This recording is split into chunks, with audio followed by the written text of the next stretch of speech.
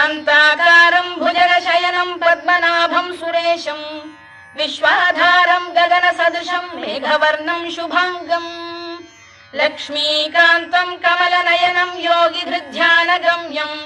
वन्दे विष्णुं भवभयहरं सर्वलोकैकनाथं मेघश्यामं पीतकौशेयवासं श्रीवत्साङ्कं कौस्तुभोद्भासिताङ्गं